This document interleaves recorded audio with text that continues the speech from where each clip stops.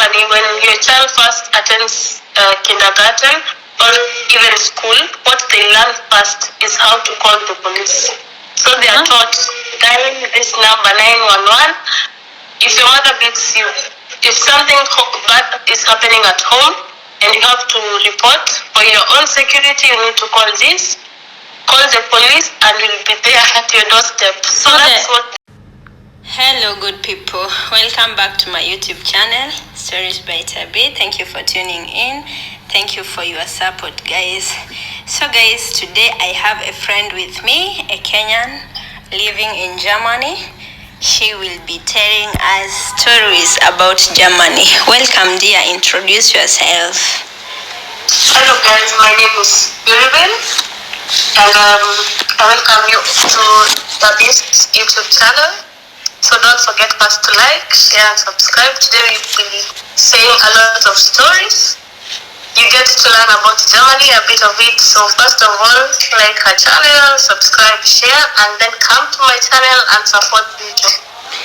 Yeah guys, when we finish here, I will link her channel in the comment section. Kindly go and subscribe to her channel, watch her videos, support her guys.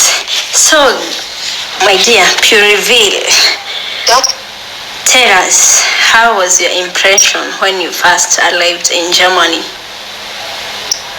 Oh, I had a very nice impression. I was first surprised that what I actually see in the movies, I'm actually seeing it in reality. It's like we see it in the movies.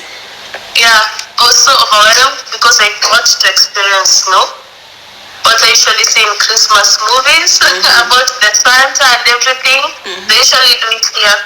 So it's not a real Santa, but they usually do it for the children. They make the children believe in those kind of stories, but you're not supposed to tell your child that the Santa is fake or anything like that. They get to learn about that when they are older. But what we usually see, that is what they usually do. So with the infrastructure here, the buildings, everything is so modern. Okay, you find some old towns looking a bit old, but it's so different from Africa. This place, the infrastructure is on point. They're developed. The roads are well maintained. Yeah. That's good, that's good. So your first impression was wow. Yeah. How about the people? Are they friendly? Like when you meet people on the streets, will they say hi? Like back home, habari yako, nini nini? Or they just pass? Okay, here it's a bit different. It's not like the way we Africans. Let me speak about Kenya, not speak about Africa as a whole. In Kenya, when we see white people or tourists, we're usually happy to see white people in our country. People want to touch their hair. You're so excited. You're very welcoming to them. But here it's quite different. Some of them, I'll say a percentage of them. I'll not say the specific percentage because it's a bit. It's the majority.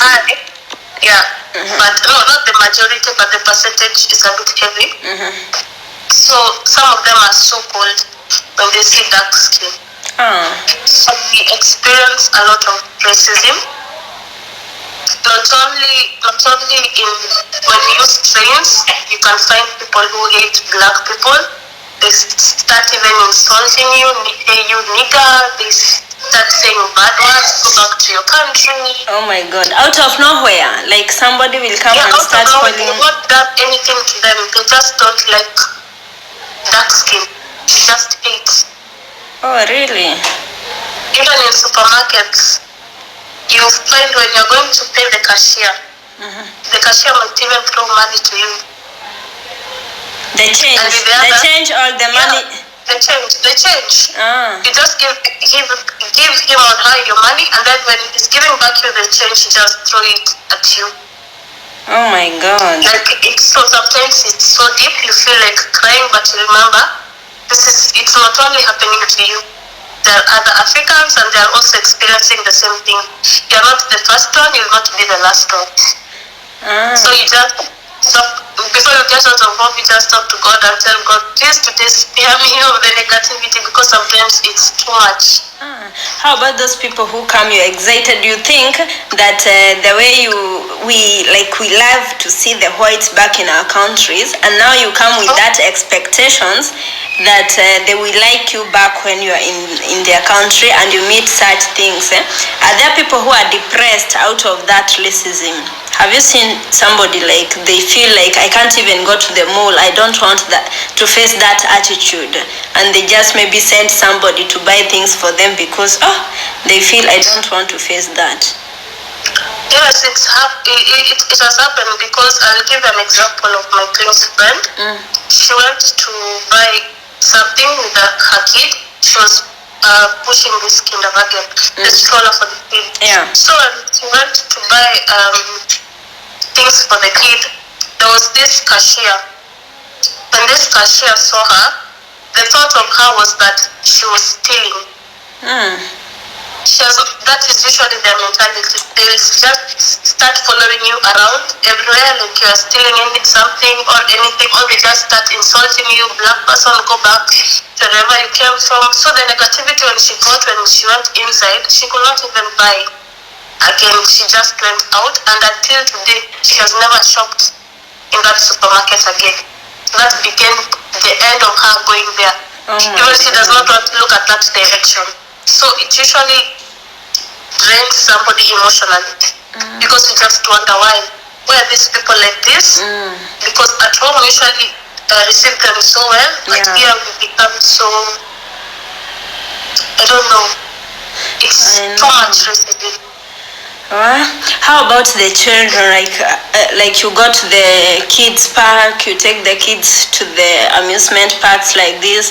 Are they, the small kids, leave alone the grown-ups who know about the racism, the small white kids who are there also playing, do they segregate these children? Do they segregate the black kids? You know what, Tabi? Your kid will behave the way you teach your kid. Yeah. That is your kid is actually the outcome of what you are in the inside. So if you show your kid these people are people like us, they will welcome you. But if you show them, like I was traveling, it was a long distance travel. So there was a child, and he was with the father. So the child just saw me and said, "Hey daddy, look at that monkey." The father, instead of correcting the child, he was laughing. So that is also the mentality of the father. Yeah. So your child cannot say anything. Where does the child learn? It's either from the father or from the mother, or the people surrounding you. Yeah, the environment. Yeah. So that child out of nowhere will not start saying about monkeys or anything, or hating just anyhow, without learning it from somewhere. It has to start from home. So, but you can also, there's also the positive side. Other children are so welcoming. And you also find their parents usually don't mind even when you play with their kids. There are places also, like you said, when we go to the Spielplatz, this playing ground for the kids. Yeah. I take my children, they play together. Others, when they see that your children are there, they take their children, they say, we need to go home now. And it's not like the time they wanted to go, it's just because you've gone there with your children. So it happens also to the kids, but there's nothing you can do about it.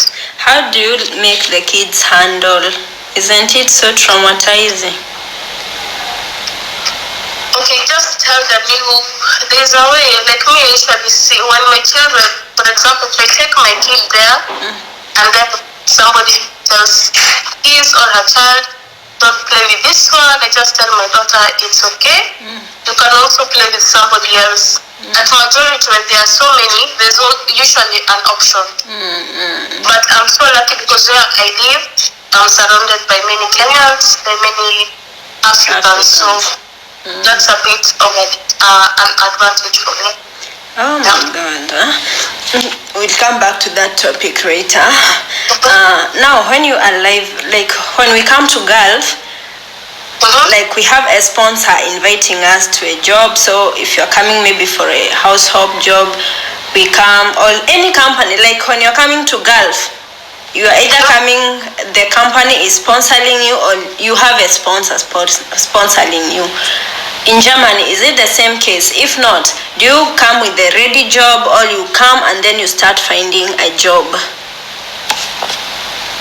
It depends, because like au pair, definitely when you get a visa as an au pair, it's a ready job, just like you people when you go in the Arab countries.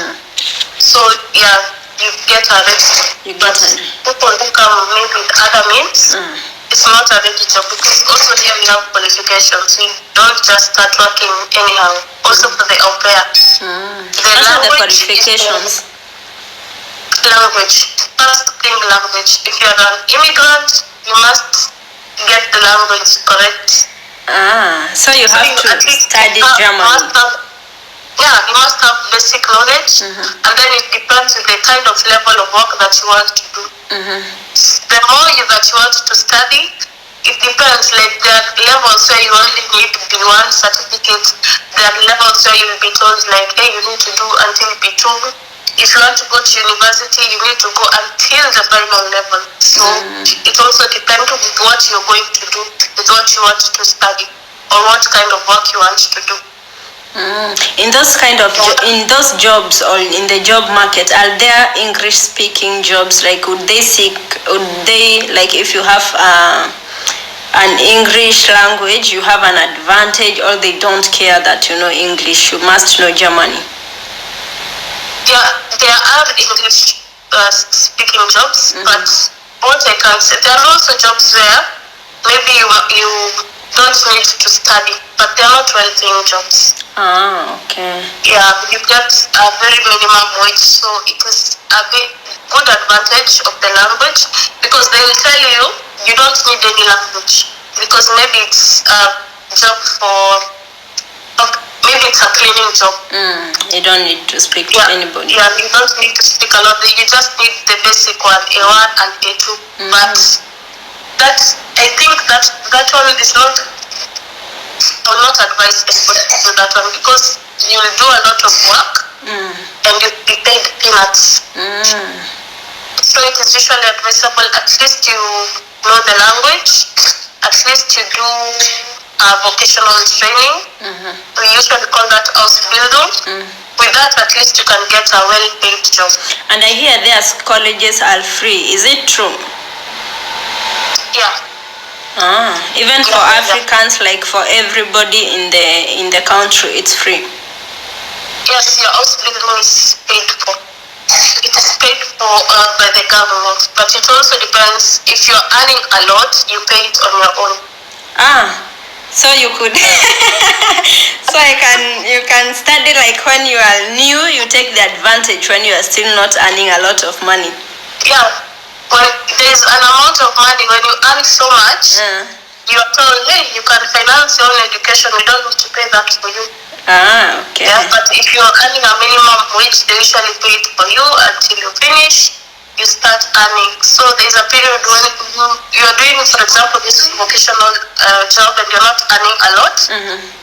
When you're still studying, they get to pay for you half of the rent. And through this training, because you are learning, through this something, and it goes so different in Germany, is that when you're learning, you're also working. The same thing you're learning for example, if you're doing hotel, you're studying hotel, you're also working in that hotel section. So you're doing two things at the same time. So you're learning and you're still getting practicing what you are learning. So you're told you're going to pay half of your rent, and then the government pays for you half. So it is also an advantage, I think. So there is no unemployment like we have back home. There is I think unemployment, people say there are no jobs, but I think these are the lazy people who do not want to work. There are jobs. Because if you are working and you always find that they are looking for this, but you're lazy.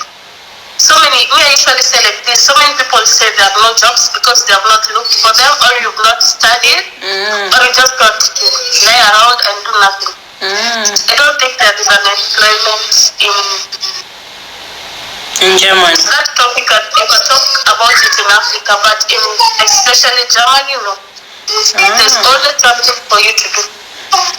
That's good. Hey, some people are born good. We wish we were born in Germany. Now, talking about of UPay, like for example here in Gulf, you will be sponsored by, those who don't know about UPay, that's a program. You go to Germany and all Europe countries and you learn their culture as you work for your sponsor, right? Now, here, you can come with that sponsor and you find hamwelewani, you don't get along with this sponsor. So within 3 months you can change, you can go back to your country, or you change. All people run away, like you run away from your sponsor who brought you to this country. Does that happen there?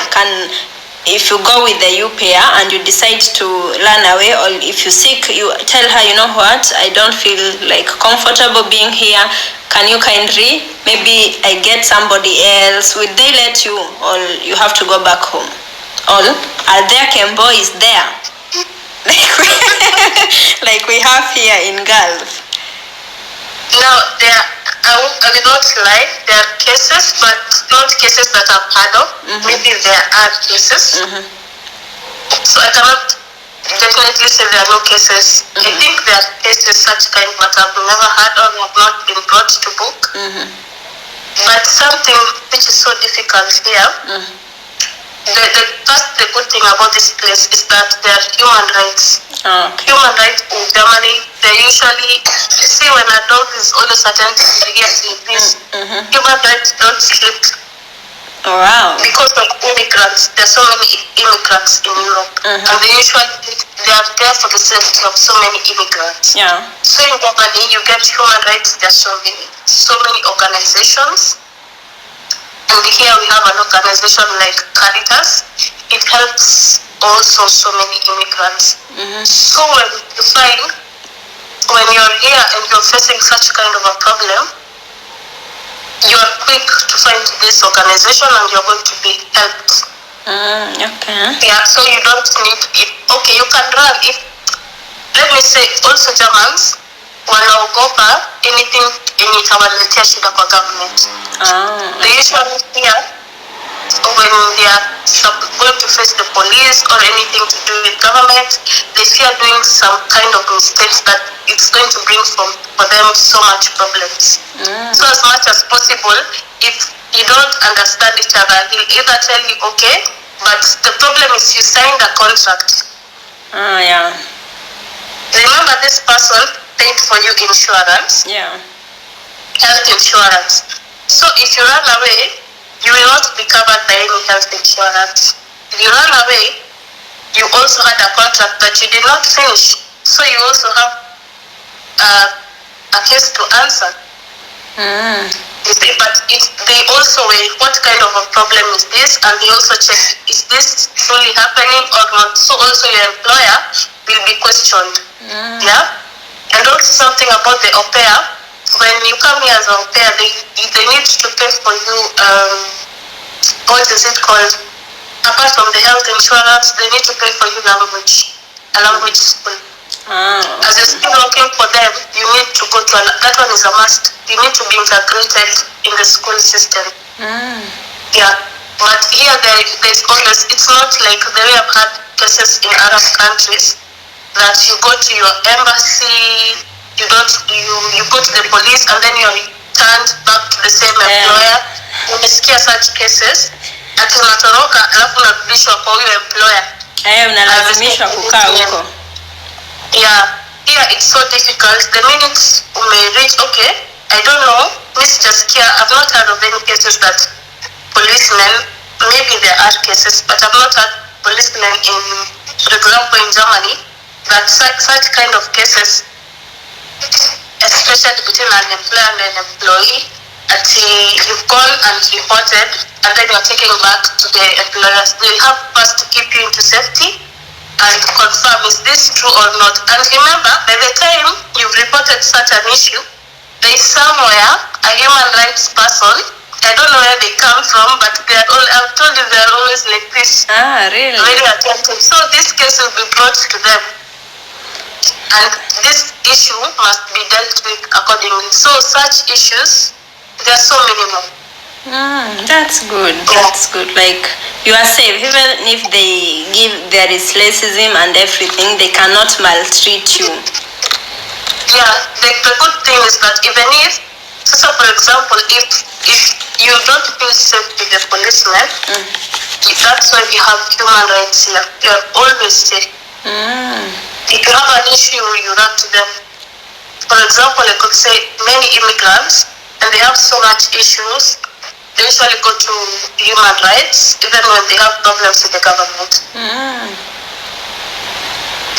Because and when you go to human rights, especially ukienda kusema ati something is happening with you, also with the government, ikiona so many letters from the human rights, they usually keen because they don't want any problems in human rights.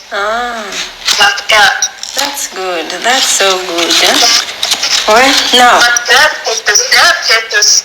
It's only that such things, they're not brought to public so much. So maybe there are cases out there. I hope people will not come at me, but I've not had cases, but I think there is. They protect their image, their image out there. That's good. If they are. Well, okay. Now, how about school? You said that if you go on UPair, you will be taken to school. The employer will pay your sponsor. This UPair sponsor will pay for your schooling. Yeah, your school, your language. For the language school, yeah. Now, are there people will you find people of your age in this school? Ama, you will find you are studying, you are the oldest. I know language school is for everyone. You can even study with a grandma. It's not specified. Language school is for everyone. Because you might find immigrants who have come and they are of 50 years, 40 years. So there is no way you will feel out of place.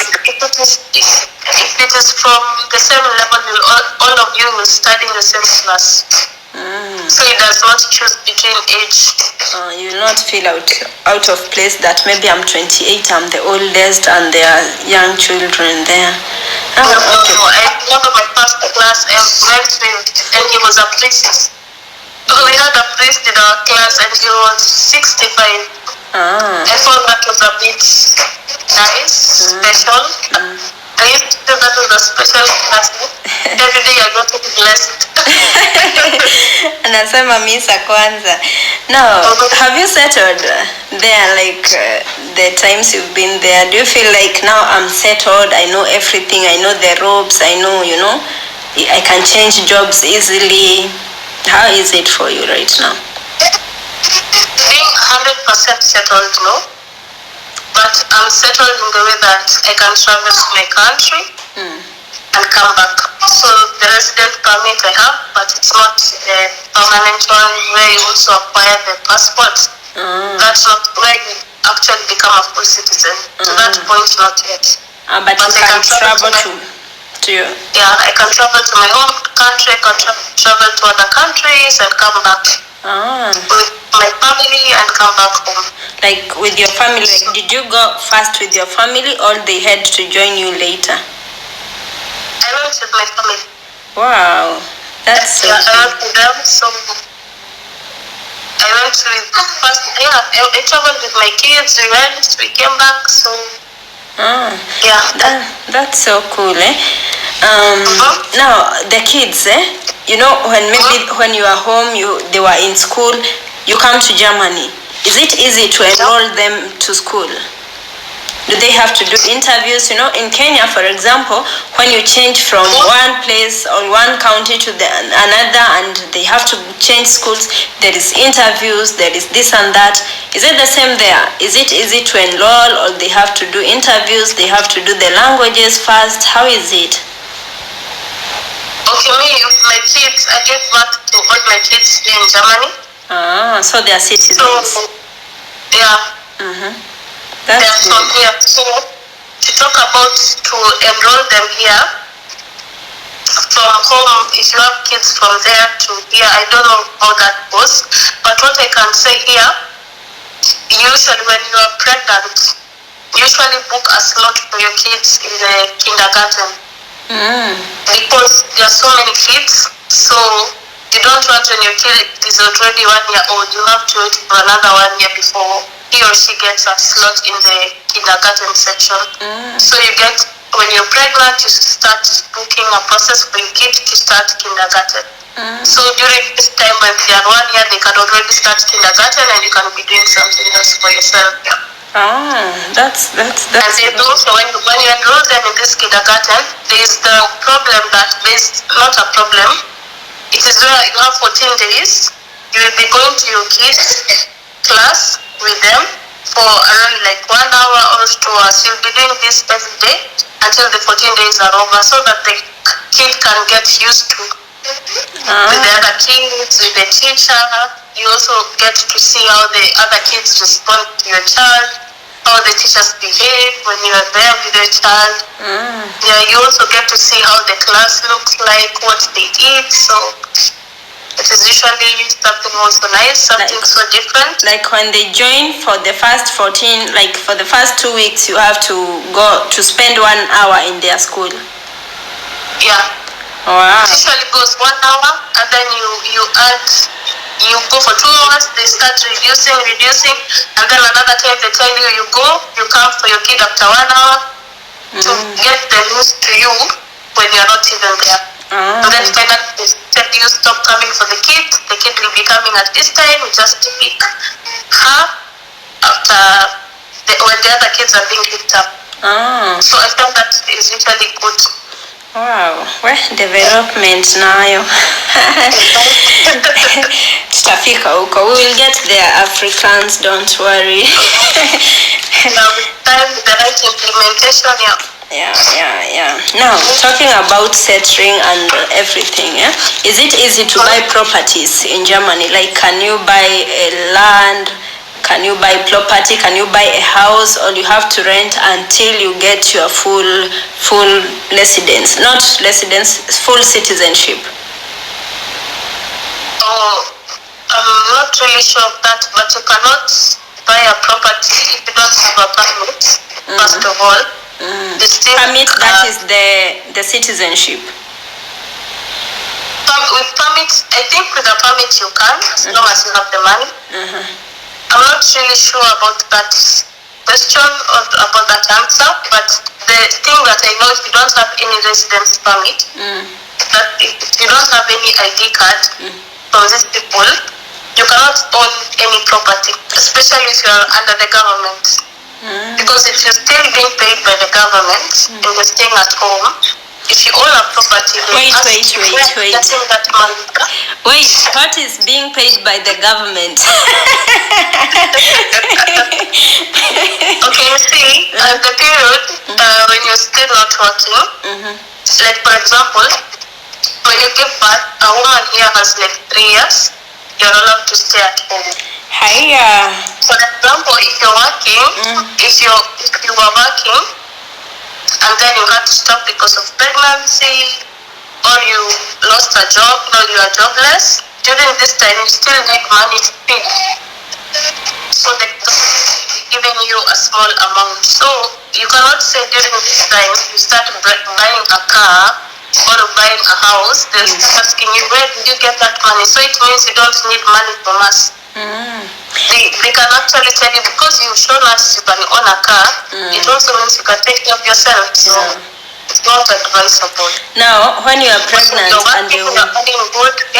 when you're pregnant and you have to be paid by the government or whatever, do you apply that you are pregnant, like you get pregnant and you apply to the government so that you start receiving these monies, or how will they know that you need their money? Yes, you need to inform them that you're pregnant. These people have a lot of paperwork. So after every 6 months, there are forms that you need to fill. And they will also send you that form to say if you're pregnant, you need to inform them. Because there's also an amount that you get when you're pregnant because you need to eat a lot of fruits. These people love children. They love children a lot. They love children a lot. You, the mother, that's your problem. But one thing I can tell you about them, the first thing, most important thing, number one, is children.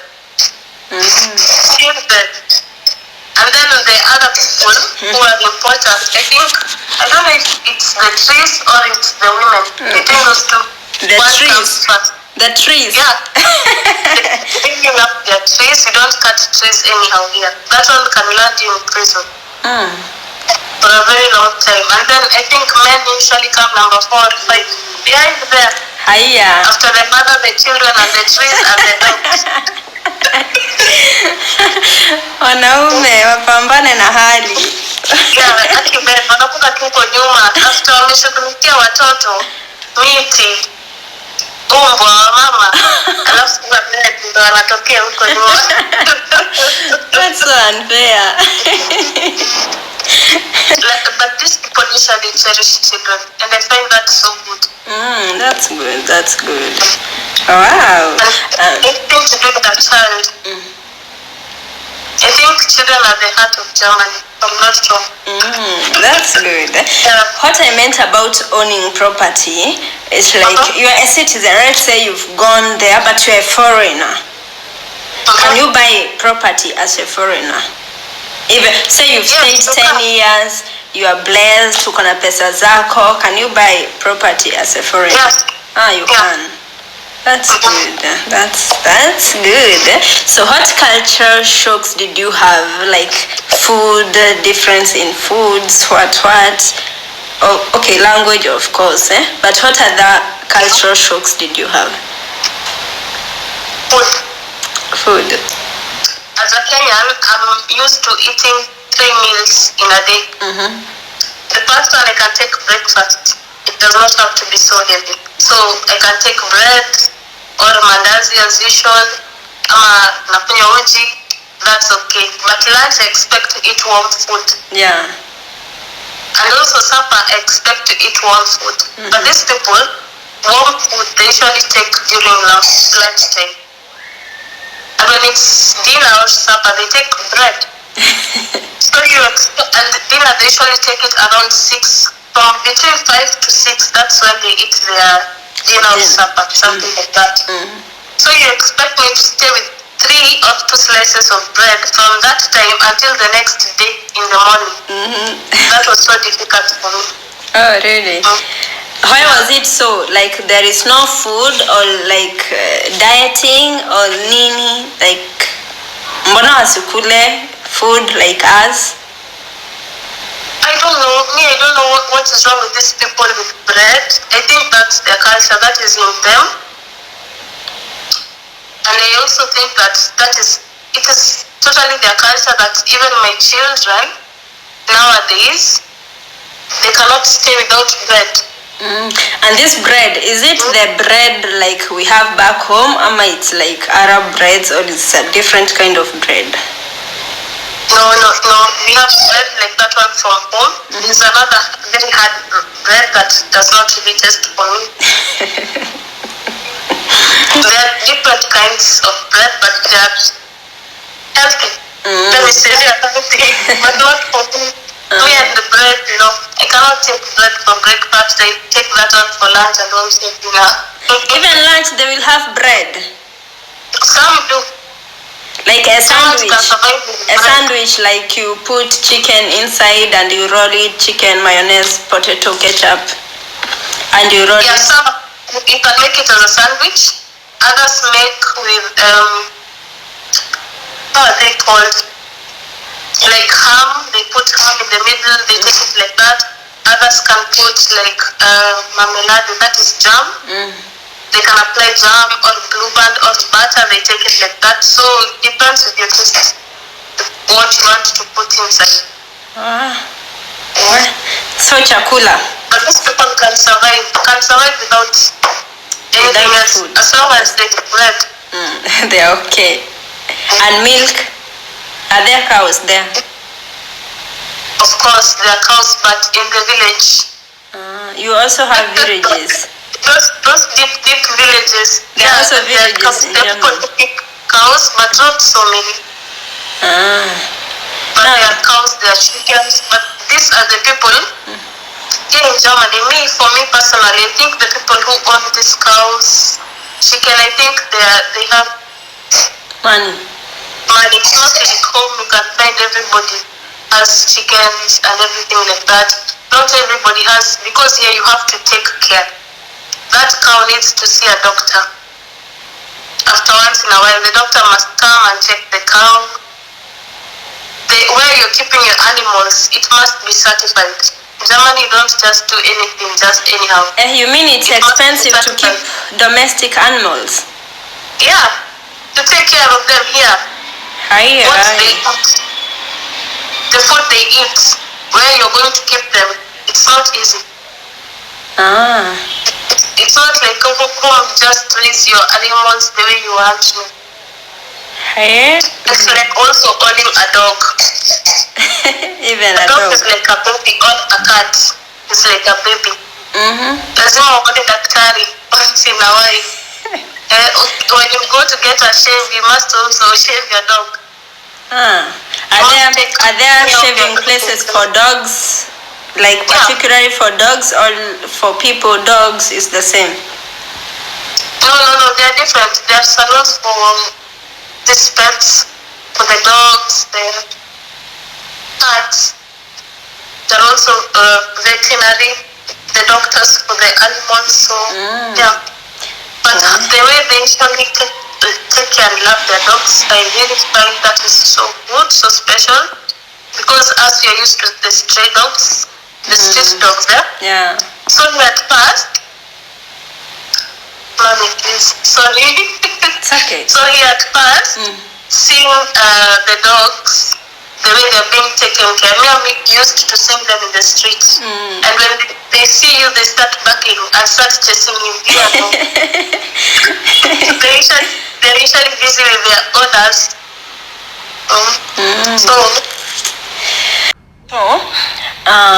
I hear that there the kids are, like you said, the kids are their first priority in the government. Yeah, like can you discipline a child, like she misbehaves and you slap or you pinch like we do back home? Is it possible? Is it allowed? No, first of all, this is another continent, okay? So here they don't allow beating children. It's not allowed in school, it's not allowed at home. So first when they realize that you're beating your child, that's a problem and you can end up losing the custody of your child. So there's no beating children. You either discipline them find another disciplining method, but physically beating them, that's not allowed. And the first, what is so funny, when your child first attends kindergarten or even school, what they learn first is how to call the police. So they are taught, dial this number 911. If your mother beats you, if something bad is happening at home and you have to report for your own security, you need to call this. Call the police and we'll be there at your doorstep. So that's what the children. So my child, the one I gave birth to, I carried for 9 months. He will call the police on me. Yeah. To come and arrest you. Will I be arrested or he will be taken away? You will be arrested for questioning. And also there's a way they usually question the child with this, I don't know, psychologist or psychiatrist to call them. There's a way they question the child to know if the information they're giving is also true or not. So they can't lie against you. The problem is that when you're brought to questioning, they start questioning so many things concerning you, because when a child reports you, they'll start even checking your background. How are you living with that child? Since when did you start being physical to this child? It ends up with even taking drug tests to know if you're taking any drugs that's affecting this. Me disciplining my child, it is taken like it's something abnormal. I have to be on drugs to discipline my child. Yeah, they have to check your mental stability. They check a lot of things. When anything to do with a child comes up to them, now they go to the in-depth of the whole problem. They want to find out why are you beating your child. But I'm telling you, if it's anything physical, beating is not allowed. This will end up you losing the custody of your child. And let me tell you, when your child goes, they're usually taken to like this, how can I call them? It's not an orphanage. I've forgotten the name. Where children, when they are taken away from their parents, where they're usually taken. So when they are taken to those places, life there is not good because they will not be taken care of the way you will take care of your own child. So their children are independent. They can do what they want. So even when children go there, they become worse. Oh my God. Because there are no rules. Yeah. Yeah, they are left there to be free. Now they are free to do what they want. It's not like when you are with your children, you can take care of them. Yeah. So I really think apart from you can discipline a child in very many different ways apart from the physical. So like avoid domestic, but sometimes it's not what we're used to because Africans we correct in different ways and it has helped. But here it's also another mentality and I think you need to live by the rules. Yeah. How about domestic violence? If I can't discipline a kid and back home we hear of cases of men battering their wives and all those such things happen there in Germany. I've told you, kids number 1, women number 2, trees number 3, and then the dogs and the cats, and then the men. So if there's domestic violence, man, you go to prison. You have a case to answer. It's not allowed. Women battering is not allowed. Something I find so good, so nice. I think each and every country in the whole world should adapt this so that this battering of women can stop because it happens so much in African countries. I personally feel like in Africa, women, we don't have rights because sometimes the way we are treated, we are not supposed to say anything. The men are supposed to talk, but here it's different. You, a man, you have your own side of the story, and the woman also has a 50%. So I can say this, you can say this, we come to an agreement. It also comes to the topic of living. When you're living with a man together, as husband and wife, he has to take care of this. You come to an agreement. It's either he pays the house, you pay the electricity and the water. It's a 50-50 thing. There is no housewife. There is if you agree to it, but if you don't want, you have to come to an agreement. It's not like in Africa, you are told, kazi yako ni kulea watoto. No, here it's not like that. A woman has a right. She has a right to go to school. She has a right to work. You're not told you must do this, no. Until here, the man says everything for you, no. It's equal opportunity for everybody. If I take the children to school in the morning, you pick them up from school. It depends on how you have agreed, the both of you. And actually, if you've agreed, I'll be taking, like, if I take them to school and pick them up also in the afternoon or in the evening, that's also okay. But it's not allowed that you tell your woman that you cannot work. Your work is to stay at home. Who said that? How about men? You know, we always say that women are being battered or there is domestic violence, which like we rely so much on the side of women, like protection is so much on the side of women. But there are men who are also being battered by their wives. Are there protection for those men? There are women vichwa ngumu wanacharaza wanaume. But I think if it's a case, a police case, when it's reported, I think also the woman has she has a case to answer. So, but here the main thing is the police usually look to every situation in depth to know if it is true or you're faking it. They must check everything. And let me tell you, these Germans can keep quiet for even a year. You think maybe the case is long and forgotten. And then like after 5 years, you get a letter, you're needed in court. And maybe you thought, hey, yeah, watu walishanisahau hii kesi ilisha sijui. No. They are still working on your case. Oh my God. However long it will take, they will find you. They will track you. So you don't just do any crime and sit there and know, I'm okay, well, I'm good. No. You'll be surprised one day they'll be knocking at your door. You're under arrest. What if you change? What if you change places? Like, for example, I committed a crime when I was in this state or in this town. Then after being taken to court and everything, it delays, and I change the county, I change the place, I go to another. Like Niko Mombasa, I've committed a crime when in Mombasa, but now I change and come to Nairobi or Nanyuki or wherever. Would they still know where I am? I think it's the whole of Europe. You cannot run because there are fingerprints. Where you will go, there's a place you still need to give your fingerprint. There's a place where you still need to look at your card. So if this police comes for you and find, hey, this person is not living there, they'll start tracking. Where did this card read?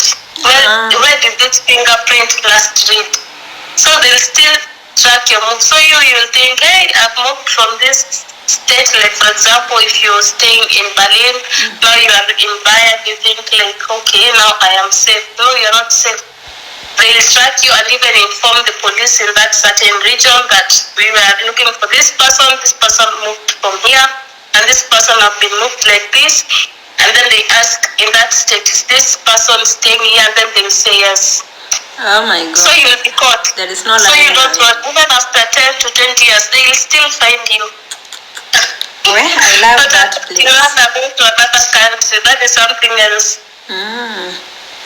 Okay, so I don't think it's so. Maybe there are people who run away from crime, but it's not easy. It's not easy. It's not like in Africa, the way it happens now. Well, Maisha Maju, I've liked that place. I should think of coming there. Okay, guys, thank you for watching. Thank you, my dear. Thank you for the information. I'm so happy. I've had a lot of things. I've loved that place. We meet in the next video. Okay, guys, that is it for today.